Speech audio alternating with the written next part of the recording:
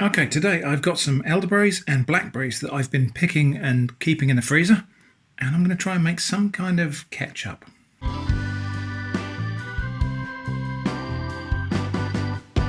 Now, I appreciate everything has been a bit jammy and pickly on the channel lately. That is the nature of the time of year. So these are elderberries that I picked from the garden, well, actually the edge of our woods, and these are blackberries that I picked in hedgerows around about an equal quantity of each. And I'm going to cook them from frozen and then extract the juice. So those go straight on the cooker. I'm not even adding any water at the bottom. They will melt and the juice will come out, and that will provide all the liquid that's necessary to stop it from burning. I can hear the sounds of cooking down there now, so I'm just going to give this a little stir around. Elderberries are kind of frozen into one big block, but they will thaw. And I need to cook this anyway. Now, I was intending to try to make Pontac sauce, which is a famous English elderberry and vinegar sauce. But when I looked at it, I just didn't fancy it. It looks a little bit runny and watery. A lot of old-fashioned ketchups are like that, actually. So mushroom ketchup is often quite watery in consistency anyway. And I just didn't fancy that, so I'm going to try to make something that's a little bit more syrupy. The notion here is to make something that maybe will replace balsamic vinegar, or one of those balsamic vinegar dressings, where it's quite syrupy, and that's the theory anyway. But anyway, these haven't even thawed yet, so we're going to cook them a bit longer. 10 minutes later, we're making progress. So there are still a few chunks of frozen elderberries there, and some of the berries are still frozen, but it's starting to cook down. I can turn the heat up now quite comfortably because there's enough liquid in there that this is not going to burn now. So another 5 minutes, and look at all that juice. There is no added water here. Well, actually, I suppose there might have been a little bit of water adhering to the elderberries, which I washed before I froze them. But most of what we're seeing here is just juice. They'll need to cook for a little bit longer, just so I can pulp them and get the juice and pulp out. Now, authentic Pontac sauce obviously doesn't have blackberries in it, and it involves cooking the elderberries in vinegar with onions in the oven in a dish for 6 hours or something. None of that time is reducing, so all we're really doing is just stewing elderberries and onions in vinegar and spices for 6 hours. I mean, maybe it takes that long for it to transform into sauce, but I don't know. I don't think I want to do that. Anyway, like I say, we're not making Pontac sauce, we're making blackberry and elderberry ketchup vinegar. And I'm not going to add any of the spices or vinegar at this point because I still need to strain this, and so we would just waste that. So this is all going to get strained, and then the juice and pulp is going to have vinegar and spices added to it before I reduce it down. Right, 20 minutes in, and it's just coming to the boil now. Bear in mind, this is cooked from frozen. The berries are breaking down quite a bit now. I'm going to bring to the boil, simmer for 5 minutes to make sure that those berries are completely cooked and burst, and then we'll do the straining. I'm going to take this cooked fruit mixture and pour it through a sieve.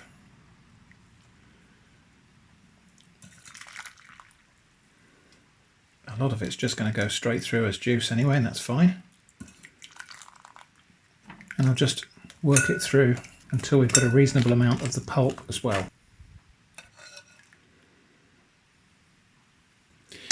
Okay, back in a moment when I've finished sieving all of this stuff. Right, that is the juice pressed from these. I don't think I've got even 90%, but I've done pretty well. I've got all this lovely juice. I want to reduce that down by about half. So what I'm going to do,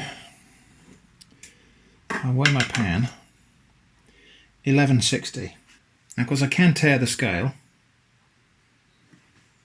which will give me the exact weight of juice, but I weighed the pan first because sometimes these scales do a stupid thing and turn off. So I've got 1148 of juice, and we should find actually if I reset the scales that if I weigh those two together, I should get 2302, which I think is about right. And the notion is here I've got the weight of the pan and the juice, so I can figure out what the weight of pan plus juice will be when I'm at the halfway point of reduction. I can at this point add my spices because then they'll get a chance to infuse into the mix. So it's going to be about a teaspoonful of allspice, same again of cinnamon, same again of ground ginger, and about a teaspoon of ground black pepper. So these spices are similar to the Pontac sauce spices. That's deliberate. Camera wasn't rolling for that bit, but I did also add a teaspoonful of salt in there. Right, that's reduced down quite a way. Let's see how well we're doing. I'll put a cloth on a scale there just because I'm not sure how well this thing can take hot stuff on top of the glass there. So 2013, we've got a way to go. Now at the moment we've only got fruit juice in there and the spices. I do want a little bit of sweetness, so 100 grams of brown sugar. And I will adjust my final weight target in accordance with that sugar. Obviously the sugar isn't going to evaporate, the water will. And we do need some acidity to preserve this. There is quite a lot of acid in the fruit already, but I'm going to add 100 ml of cider vinegar. We're getting quite close to the target now, and you can actually see, well, I can see, I don't know how well it comes across on camera, but there's a kind of change in the visible appearance of this liquid. It's bubbling in a way that's a lot more syrupy, if that makes sense. Not easy for me to test the acidity of this. The acidity is going to be one of the things that makes this preserve. If I use indicator paper on this, it's just going to be stained by the juice. So I'm just going to let a bit cool on a spoon and I'll taste it. And if it tastes nice and acidic, if it tastes sour, that's going to give me a reasonable assurance that it will preserve okay. I think it could actually use a bit more vinegar. That's about another 50 ml of vinegar. Of course that does mean I need to reduce it again now, and reducing it will drive off some of the acetic acid, but not all of it. We're now getting very close to the point where I'm going to stop. We are at about half the original weight, but that's also including 100 grams of sugar. So we are now at more than double the concentration of the original juice. And it's starting to look really a bit gloopy. I know that's a bit of an unscientific assessment. I've got these sauce bottles with a capacity of 200 ml. I'm anticipating that it will fill 2 of these and there'll be a little bit left over. My final weight is 1700, which is a little bit more than double strength if we were ignoring the sugar. So it's a lot more than double strength, including the sugar.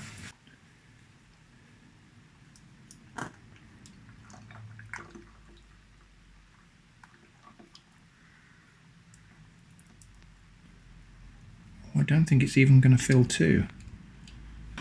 Okay, I'll get the lid on that one quickly because that one's going to go in store and this will be the one we use sooner. I don't think it's even going to fill up 2 bottles, but we'll see. I might be wrong. Well, we've lost quite a lot to the pan. Silicone spatula to the rescue. Might just get enough out to fill up this second bottle. Just about 2 bottles. That'll do though. And you can see how thick and syrupy this stuff is. I might have gone too far. That might completely set when it's cold. At this state, it's a really interesting sauce. It's peppery, spicy, sour, fruity. The top note is definitely the black pepper. I think cooking black pepper really brings that out. But I expect the flavours to mellow a little bit as it sits. Okay, it's the next day. So I've got my 2 bottles of, well, nearly 2 bottles of sauce. Time to give this a taste.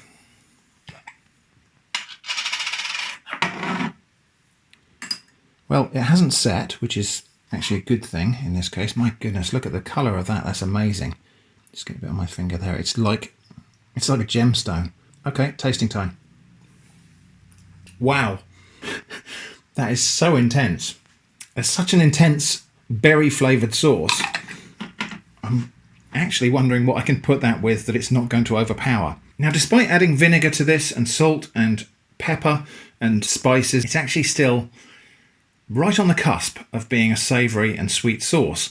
Much like, as I mentioned earlier, those balsamic vinegar dressings or syrups you can get. And I think that's probably where this is going to be used. So I think this would probably work fine over strawberries and ice cream. So I think we'll try that. I reckon it would also work very well with salty meat. So like bacon. So I think we'll try that as well. So I've got a lovely croissant here. I'm just going to split that. I've got some beautiful crispy smoked bacon. I've got some vintage cheddar. Now normally when I make this sandwich I use something like cherry jam, and that might seem weird, but fruit and cheese goes very well together, as does pork and fruit. So yeah, it might seem like a weird combination, but like I say, cheese and fruit, cheesecake, pork and fruit, you know, pork with plum sauce or whatever. So instead of my cherry jam, I'm going to have a little drizzle of this. Whoa, a big drizzle then of this stuff. There we go. And that is my brunch today. Wow. Okay. How to get this knot on my shirt.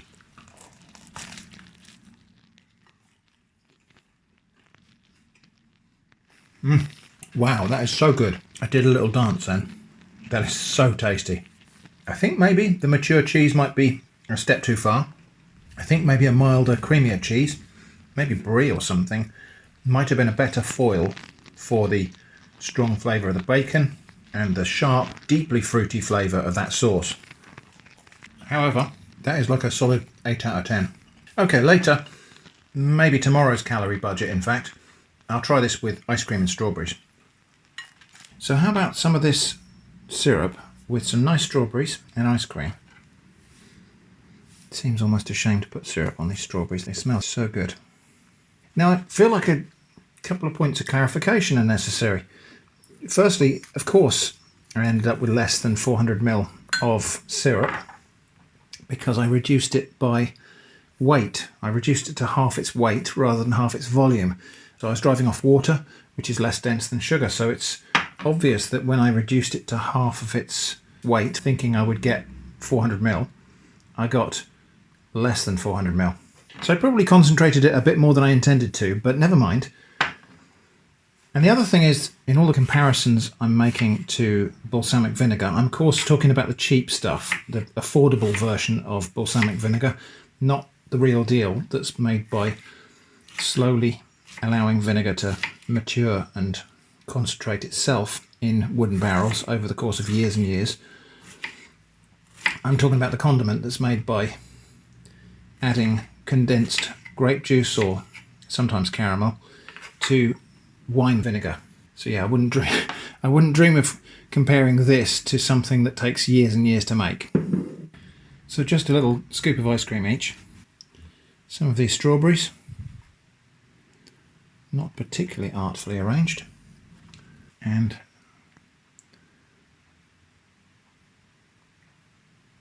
some of this syrup. Right, I shall go and give Jenny hers, and then I'll come back and give mine a taste. Now, of course, the other use of this with strawberries would be when you've got more strawberries than you can eat that day, and you think maybe they won't stay fresh, you can macerate them in normally sugar and a little bit of balsamic vinegar. I'm pretty sure this syrup would stand in well for that. You just slice the strawberries up, put them in a bowl, add a bit of sugar, a little bit of wine vinegar or balsamic vinegar, and then stir them, and it creates a kind of syrup around them. Anyway, enough talk. Despite being a ever so slightly savoury sauce, it has got salt in it, it's got pepper, it's got vinegar. It does work incredibly well with ice cream. Just that together with the ice cream is like the best raspberry ripple. So really, really happy with this sauce, and I think you're probably going to see this appear in a few more videos. Another thing would be in place of plum sauce with shredded duck and little pancakes and spring onions and stuff. Now, like some weird fruit-obsessed version of Columbo, there is just one more thing that's nagging at the back of my mind. What happens if we mix this with some fizzy water? Now, people used to make fruit vinegars and dilute them with water to drink as a cordial, so this is not that different. I wonder if this is just going to fizz up actually, because there are kind of particles of fruit in this. I got away with it so far. I'll just get that little stir around. There's the fizz. That's all the little particles of fruit acting as nucleation sites and taking some of that gas out of solution. So let's just have a taste of that before it goes flat. That's actually really nice, and the reason for that is it's not too sweet. So it's really got all of the fruit flavours in there. Quite a nice little refreshing tang from that cider vinegar, but also it's not syrupy sweet, and so it's a refreshing kind of grown-up appearing drink. Yeah, I think that's rather good actually. So I think that would work really well as a cocktail syrup or just for long, cool drinks with ice in them. I don't have any ice at the moment, there's no room in the freezer. But yeah, over ice with some tonic water or just fizzy water like I did there. Slice of lemon maybe, sprig of mint. A really nice, refreshing summer drink or end of summer drink. And it kind of feels quite grown up without needing to be alcoholic. Although I dare say a dash of gin in there would be quite nice as well. So anyway, I think that's probably the end of the video now. Okay, now I know I said that was just one more thing, but there were a couple of other things. This is some pork ribs. I've just made a sauce out of this blackberry and elderberry ketchup sauce, whatever you want to call it, a bit of brown sugar and some soy sauce, and I'm just taking this out of the oven every 20 minutes or so and basting it with some more of that sauce and then back in, and I think that's actually going to be quite good.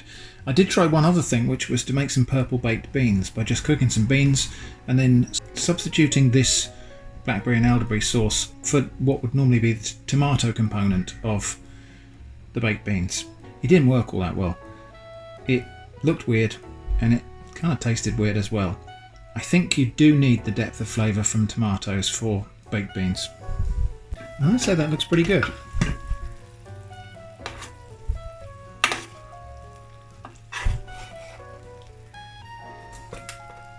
So, hang on a minute, because that just looked burnt and it's not burnt. Anyway, time for these ribs to come out and rest. They're barely holding together there, so I'll let them rest. And all of this pan stuff will deglaze that and make some gravy for the vegetables. Well, I'll tell you what, we're not going to follow this all the way back to the table for the tasting. I'm going to have a go here, so I'll just taste a bit of that meat, which is, yeah, kind of falling apart.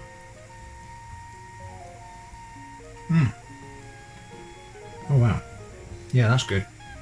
Yeah, that definitely works. That is really nice. It's fruity, and it's nice because it's different without the tomato. Normally a glaze like this would have tomato in it, and this is nice because it's different. So yeah, happy with that one. And I think this is the end of the video now, so thanks for watching, and I hope to see you again soon.